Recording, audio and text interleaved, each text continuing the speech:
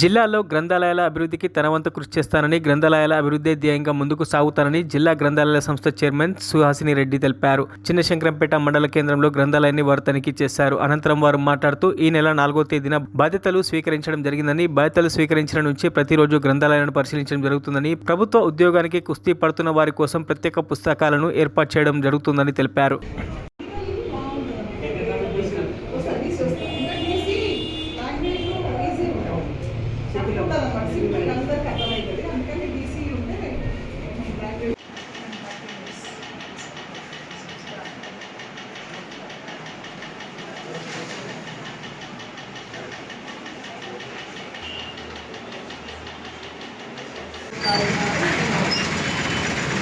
గ్రంథాలయ సంస్థ చైర్మన్గా ఛార్జ్ తీసుకోవడం జరిగింది.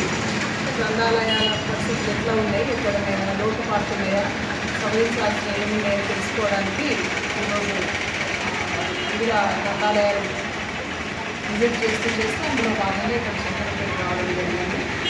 సంతోషకరమైన విషయం ఏంటంటే ఇక్కడ ఏ సమస్యలు లేవు, అన్ని రకాల అన్ని ఆర్పాటాలు అన్నీ ఉంటాయి. పాఠకులకు అవసరమైన మెటీరియల్ కానీ, తర్వాత బిల్డింగ్ కానీ,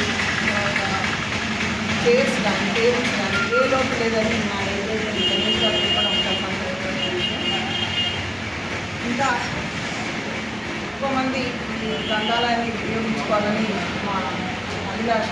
ఎందుకంటే విజిటర్స్ తక్కువనే ఉండాలని చెప్తున్నారు. వచ్చిన వాళ్ళలో కూడా ఎక్కువ సీనియర్ సిటిజన్స్ ఉన్నారు కాబట్టి ముఖ్యంగా గ్రంథాలయాలు అనేవి విద్యార్థులకి, యువకులకి, నిరుద్యోగులకి బాగా ఉపయోగకరం. వాళ్ళు ఎక్కువ సంఖ్యలో వినియోగించుకున్నప్పుడు తప్పకుండా ఈ గ్రంథాలయాలు ఏర్పాటు చేసిన యొక్క లక్ష్యం నెరవేరుతుందని నేను భావిస్తున్నాను. కాబట్టి నేను ఈ శంకరంపేట మండలానికి సంబంధించిన యువకులందరికీ నా విజ్ఞప్తి ఏంటంటే, రానున్న కాలంలో ఇంకా జాబ్ నోటిఫికేషన్ ఇంకా చాలా రాబోతుంది తెలంగాణ మన ప్రజాపాలన ప్రభుత్వంలో.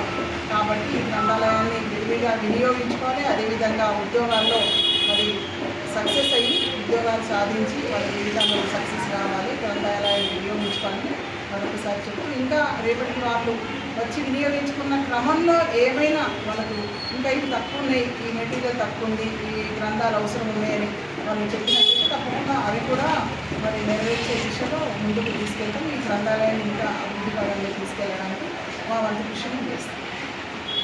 మరిన్ని అప్డేట్స్ కోసం మా ఛానల్ని సబ్స్క్రైబ్ చేయండి.